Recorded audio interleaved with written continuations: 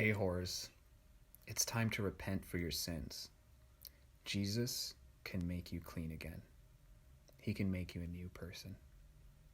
Well, hello. Whores. How are ya? So, a couple months back, one of my lovely subscribers sent me a DM over on my Instagram, and this message contained a link to a certain Twitter account. And I clicked the link, not thinking much of it. I was like, how bad can this person be? How bad can one account be? Turns out, pretty bad. I can't believe the man I'm about to show you is a real person. So this Twitter account is, or was, we'll get into that, don't you worry, but this Twitter account was run by a religious marriage coach and writer named Yogi.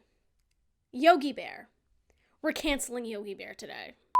In all seriousness though, Yogi is a marriage coach, a writer, and a YouTuber who claims to teach men how to be better leaders in their relationships, but in reality, he just uses the Bible as an excuse to make really offensive and insulting statements about women and their sexuality. For example, his bio on his website says, "My name is Yogi Oabs, and the 1950s were not the best decade for relationships. I prefer studying the 1600s at the moment." He does know we are in the 21st century, right? I mean, if you look back at the 1600s, men in the UK used to make women wear muzzles if they ever talked back. So should we really be trusting the morality and judgment of people back then in the year 2021? I'll let you decide. I teach women how to behave and help men reconnect to their patriarchal instincts for marital success.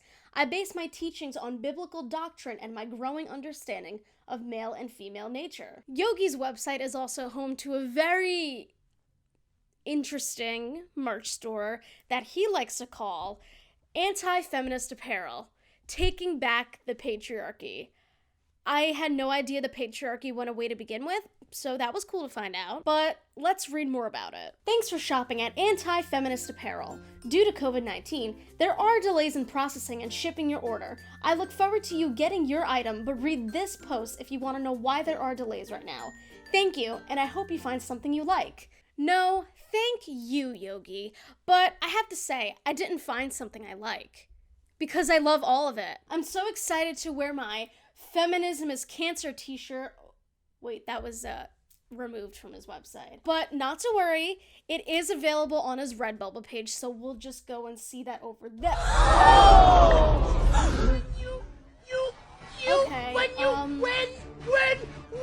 let's try this again. I'm so excited to wear my Toxic Masculinity Rocks t-shirt as I drink out of my Hush Woman mug right before I hit the town in my I Heart Patriarchy mask to piss off all the crazy blue-haired feminist liberals in my area. However, he was most renowned for his Twitter bio, which says, "I teach women how to behave and help men connect to godly manhood." Marriage coach, writer. Unfortunately, you won't be able to see his Twitter bio for yourself because his account got permanently suspended back in March, right when I started making this video.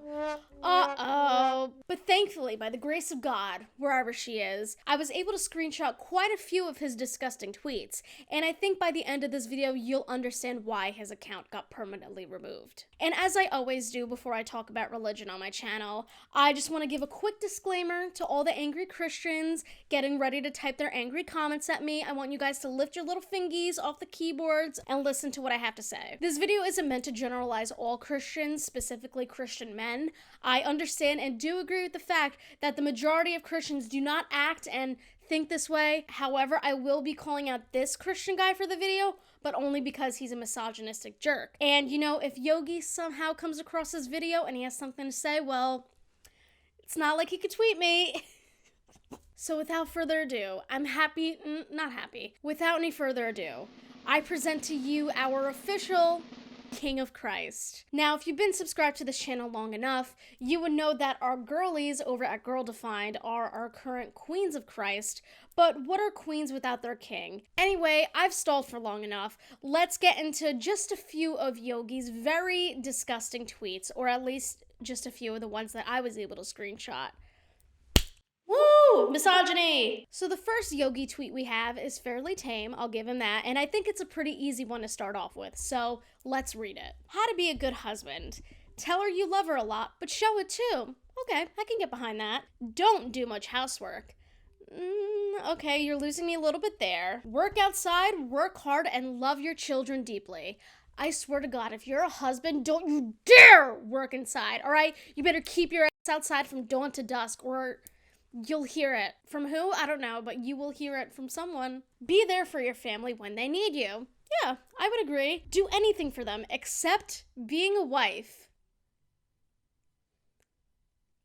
All right. What exactly does he mean by being a wife? I'm assuming that he's equating housework to being the woman in the relationship, as if it's not also the man's job to keep the area clean. Since men like him think that housework is a task only designated for women, I wonder what these kind of guys do before marriage when they live alone or with a roommate. Like, do they just sit there and marinate in their own filth? Oh my gosh.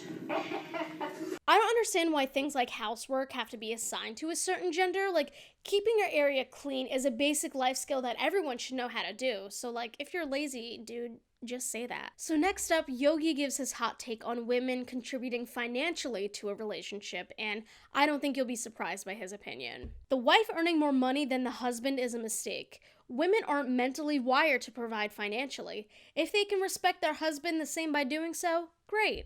But usually that does not seem to be the case. They can't handle equality. In fact, they hate it. It's true, my little lady brain can't handle the thought of money. I mean, I get my paycheck every 2 weeks and I'm like, big number. What is that? Someone hands me a dollar bill at work, I just roll it into a bowl and eat it.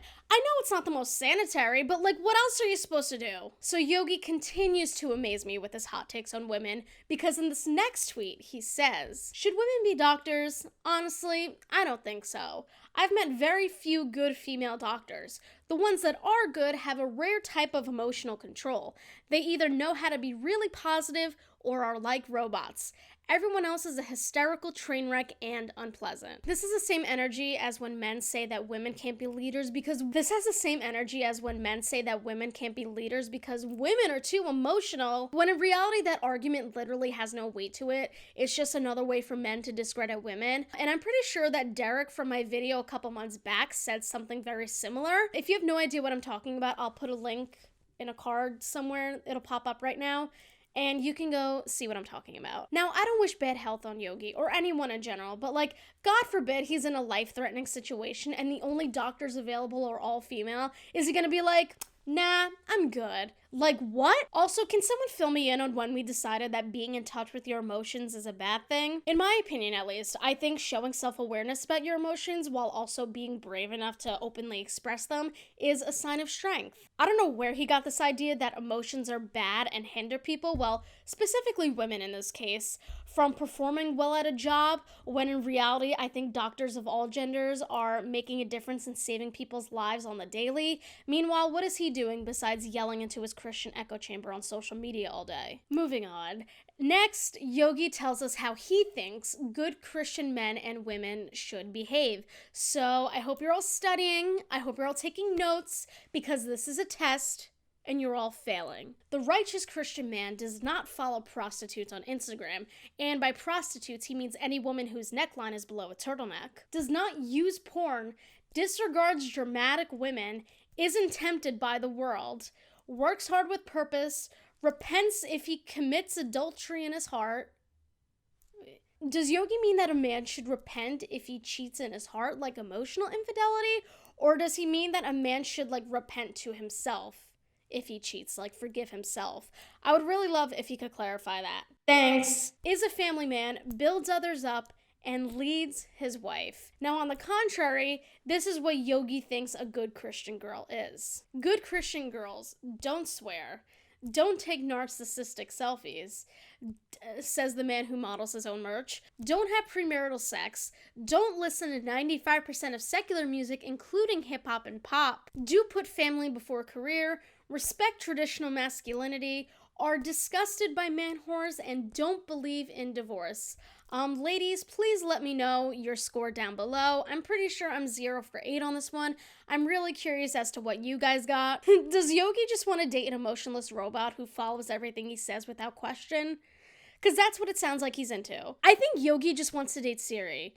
That sounds like the perfect woman for him. Leave the rest of us human women alone and just date the robot on your phone. So one late night, specifically at 2:51 a.m., I guess Yogi was having one of his late night thoughts, as we all do, because he tweeted, "Yes, it is emasculating to men to tell them they are equal to women.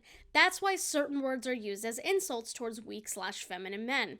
We don't want to be like women. We want to be men. Society is calling men women every day. It's gaslighting men and boys."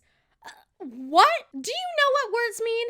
I swear to God, people on social media figured out the word gaslighting and just ran with it. If you're unfamiliar with the term gaslighting is a form of psychological manipulation in which a person or a group covertly sows seeds of doubt in a targeted individual or group, making them question their own memory, perception, or judgment. It may evoke changes in them, such as cognitive dissonance or low self-esteem, rendering the victim additionally dependent on the gaslighter for emotional support and validation. Using denial, misdirection, contradiction, and misinformation, gaslighting involves attempts to destabilize the victim and delegitimize the victim's beliefs. This term originated from the movie Gaslight, which came out in the 1940s. Also, no one is saying that you have to act like a certain gender because, first of all, being a woman or acting like a woman isn't a bad thing. What we're actually saying is that people deserve to be treated equally regardless of their gender, and everyone is entitled to express their gender in whatever way feels best for them. Whether that is acting more traditionally masculine, feminine, a mix of the two, whatever. It's your life, live it how you want. So I'm not really sure why he's equating that sentiment to being gaslit.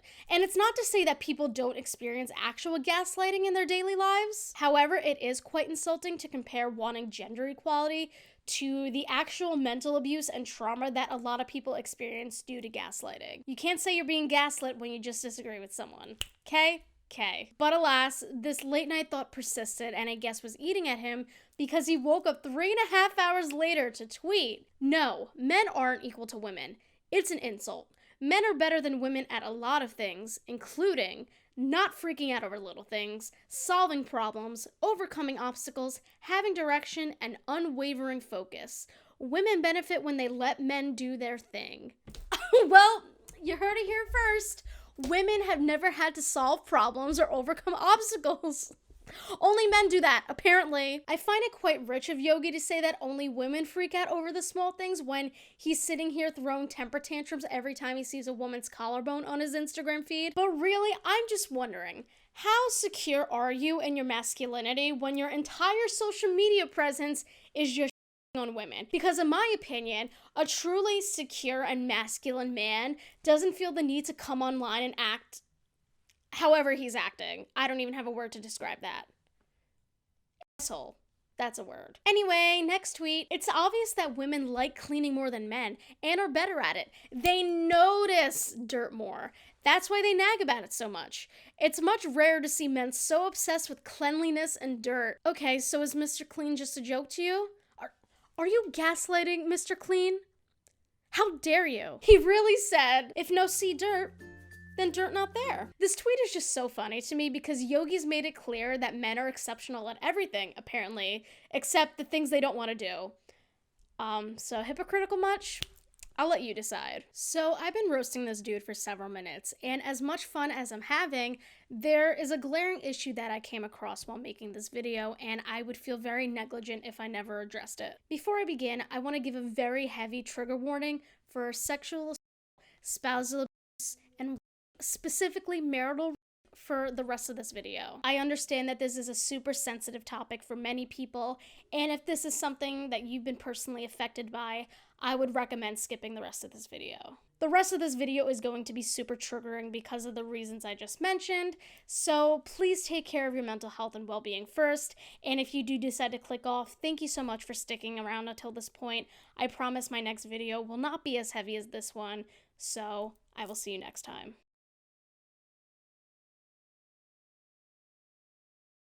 When I started this video a couple months back, I just figured that Yogi was another sexist jerk on the internet, and that would be that. I could take the piss out of him for a few minutes and then call it a day. While I was doing my research for this video, I realized not only how arrogant, entitled, and chauvinistic this dude is, but also how his message goes beyond men good, woman bad, and is actually very dangerous. And the fact that Yogi caters his content towards his mostly male audience makes this even more disturbing than it already was. So what exactly am I referring to? On Yogi's website, he has a blog titled Marital is a non-Christian feminist destroyer of marriage, and he published this back in February. I came across this blog post right after screenshotting a few of his tweets, essentially victim-blaming female survivors of sexual abuse. And a couple of these tweets include, to minimize rape in Western countries, we must start holding women accountable to be the best version of themselves. That includes objectifying themselves less, having class, and being less attention-seeking. We need to blame victims more. That will separate the wheat from the chaff and empower them better. Sympathizing too much with women actually does them more harm than good. Instead, telling them to stand back up and stop crying helps them move on better. #patriarchy. He's just regurgitating not only the age-old argument, but the inaccurate argument that women are responsible for being raped due to their own actions and behaviors, when in reality it's the fault for violating the boundaries of another human being. In my opinion, this mindset is so deeply upsetting and disgusting. This is why culture is so prevalent in our society and why victims rarely come forward with their stories. In fact, is one of the most underreported crimes. According to RAINN, which is the Rape, Abuse, and Incest National Network, out of every 1,000 sexual assaults, 975 perpetrators will walk free. 310 are reported to police, 50 reports lead to arrest, 28 cases will lead to a felony conviction, and 25 perpetrators will be incarcerated. The main reasons why rape is rarely reported are because of the sexual crimes not reported to police from 2005 to 2010. The victim gave the following reasons for not reporting. 20% feared retaliation, 13% believed the police would not do anything to help, 13% believed it was a personal matter, 8% reported to a different official, 8% believed it was not important enough to report, 7% did not want to get the perpetrator in trouble, 2% believed the police could not do anything to help, and 30% gave another reason or did not cite one reason. And women aren't the only victims either. Although 1 out of every 6 American women has been the victim of an attempted or completed rape in her lifetime, young people are also at a very high risk. The majority of sexual victims are under 30, with 54% of them being between ages 18 and 34. Men and boys are also affected by sexual violence. Males ages 18 to 24 who are college students are approximately 5 times more likely than non-students of the same age to be a victim of rape or sexual assault. Transgender students are also at a very high risk, with 21% of TGQN, transgender, genderqueer, non-conforming college students have been sexually assaulted compared to 18% of non-TGQN females and 4% of non-TGQN males. Native Americans are actually at the greatest risk of sexual violence, as well as those in prison or the military. I know Yogi only meant to target female survivors in his tweets, but with these statements, he's also invalidating the trauma of male survivors, young survivors, trans survivors, Native American survivors, imprisoned survivors, military survivors, and in general, all survivors of rape or sexual assault. Yogi's also made quite a few statements on marital rape, or what he calls non-consensual sex in marriage, and that's actually what the blog post I'm going to read to you is about. But he tweeted, "The man who first said non-consensual sex in marriage was an atheist and wanted to diminish patriarchal control of marriage. The godless will resort to the corrupt thinking of man to solve problems, but when you seek God, he will help you.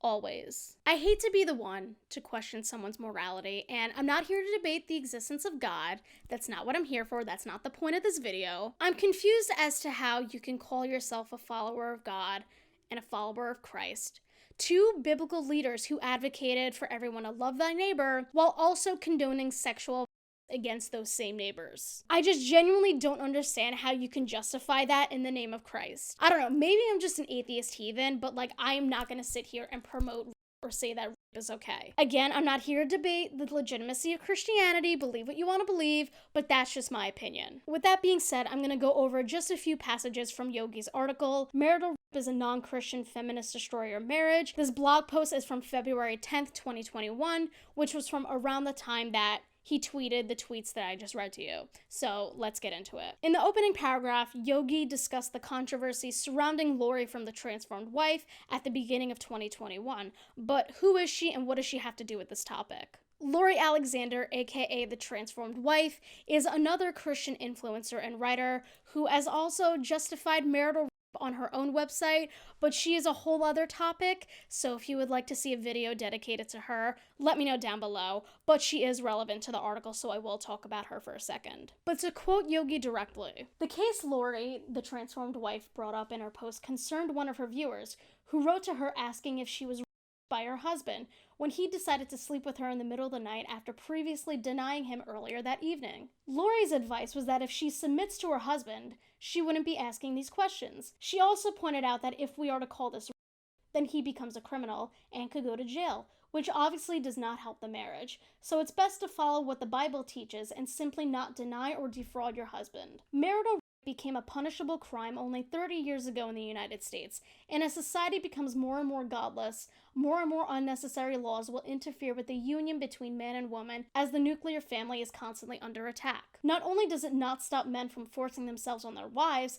it simply goes against God's design for marriage. Men have authority over their wives, and although they should not abuse this authority, we should not take the authority away from husbands.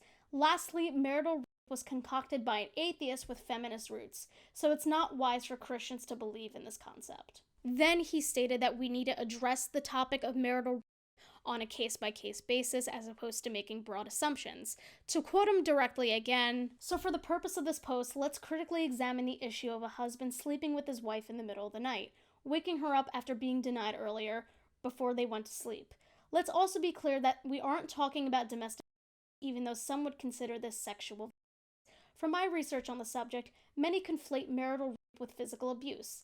So once again, let's not strawman this issue. So let's break down what we've read so far. Yogi's made it clear that he does not believe forced marital sex and rape are the same thing, even though the literal definition of rape is unlawful sexual activity and usually sexual intercourse carried out forcibly or under threat of injury against a person's will or with a person who is beneath a certain age or incapable of valid consent because of mental illness, mental deficiency, intoxication, unconsciousness, or deception. But since he only wants to talk about this case specifically, then let's talk about this case specifically. You're considered unconscious when you're sleeping. So therefore, if you try to have sex with someone while they're sleeping, by definition, that is rape. He can try to deny it all he wants, but they are the same thing. Anyway, let's continue. So then Yogi explains the term marital rape was coined by a former Methodist and school teacher named Moses Harmon, who is a huge advocate of free love. If you don't know what free love is, it's the idea of practicing or having sexual relations according to choice, without being restricted by marriage or long-term relationships. Harmon was jailed for violating the Comstock Act of 1863, which prohibited sending any lewd, obscene, or lascivious materials through the mail. As you could guess, free lovers were against Puritan thinking. This is why the 1950s simply aren't enough for us. We need to go back way further to find a moral and traditional America, with the exception of slavery. It wasn't until July of 1993 where marital rape became illegal in all 50 states. To quote Yogi again directly, on July 5th, 1993, non-consensual sex with your own spouse became a punishable offense in all 50 states. This law in theory serves to protect women who are victims of violent and abusive husbands who also have forced non-consensual sex with their wives. That's what happens when you don't have God and these laws get created for those people. It unfortunately has a tragic consequence, stripping men of authority and making them criminals over something that probably happens quite often, and most of the time women don't complain about it. Just because something happens a lot, that doesn't make it okay, and there's a reason why women don't come forward about marital. So according to Psychology Today, the top 3 reasons why women don't come forward about marital is because loyalty to husband/privacy of family, an unwillingness to accept their own victimization, and reluctance to label the experience rape. And I'll leave the descriptions on the screen for you. But let's continue. The study of marital rape reveals indeed that there are consequences to women's mental health in general, from non-consensual marital sex. They include trouble sleeping, depression, intimacy problems, negative self-image, and sexual dysfunction. I'd argue the exact same could be said for men who are repeatedly denied by their wives. This is a point I credit Lori for. Men too will suffer from a negative self-image when their wives deny them. They won't feel loved. Denying intimacy to your husband can quickly set a precedent. Why is he equating being denied sex to non-consensual marital sex? Or let's just call it for what it is. Because those two are not in the same ballpark whatsoever. If it bothers you that your partner denies you sexually, then why don't you speak to them directly? Or go to couples counseling or a doctor to see if there are underlying issues. Just don't violate your partner's boundaries and take advantage of them.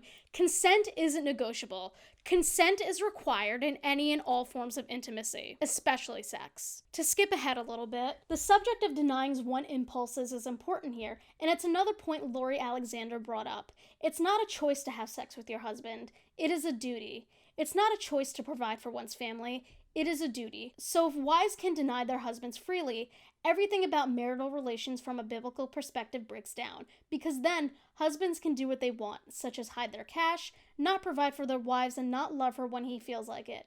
If our theology breaks down because of our feelings, we are sinning and our theology is incorrect. So to deny one's husband just because the wife isn't in the mood is not living according to scripture. Just because you are married to someone, that does not mean you are entitled to their body. Signing a marriage certificate does not give you free reign on your spouse's bodily autonomy. And if you're withholding things such as love, affection, and financial support just to get something you want, such as sex, that is manipulation. That is psychological abuse.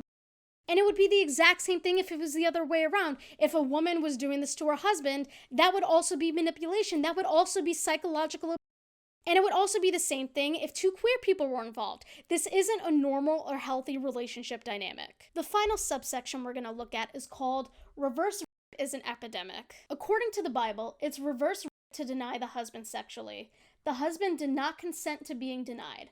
I don't want to fearmonger here, but in a dead bedroom situation, there is a possibility that one spouse might cheat, which is Satan tempting them, and the Bible makes this clear that it is a possibility. As you can see, although it's important to love one's wife and honor her as the weaker vessel, he shouldn't have to expect a marital sex life where he must seek consent from his wife in order to have sex with her. He should expect to have sex with her when he wants, not when she wants. How do I say this in the clearest way possible? No one owes you sex, and you don't owe sex to anyone. Whether it's a stranger, a partner, a spouse, whoever, you are not entitled to sex from anyone. Ever. Consent is necessary in any and all intimate relationships. It's very ironic of Yogi to say that you should honor and love your wife, but in the same sentence, he says that you don't need her consent in order to have sex with her. But what he doesn't understand is that with honor comes respect, and with respect comes consent. Respect is recognizing and valuing someone's boundaries in any and all situations,